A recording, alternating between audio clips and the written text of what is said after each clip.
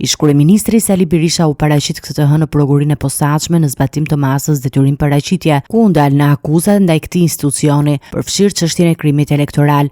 Në daljen e tij nga SPAK, Berisha theksoi se ky institucion ishte një ndikim të madh në zhvillimin politik dhe social, ndërsa u shpreh pa kënaqur me procedurat që po ndiqen. Një nga akuzat më të forta të Berishës ishte ndaj ministrit të drejtësisë Ulsi Manja, të cilën e akuzoi për vendosjen e përgjuesve në qelinë e kryebashkiakut të Tiranës, Erion Veliaj. Erion Veliaj është regjistruar edhe duke folur në telefon fiks, edhe duke fjetur në shtratin e tij, edhe duke ulur në tovolinë.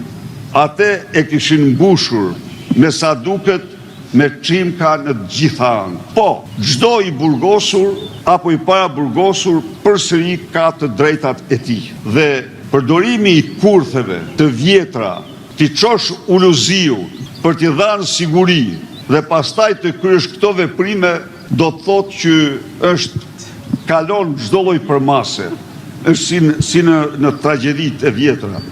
Në vijim, ish-kryeministri publikoi përgjime të tjera, të cilat sipas tij përfshin emrin e ministrit të shtetit Auland Balla. Ai akuzoi Ballën për marrëveshje me grupet kriminale për të siguruar kthimin e dosjeve nga SPAK në OFL.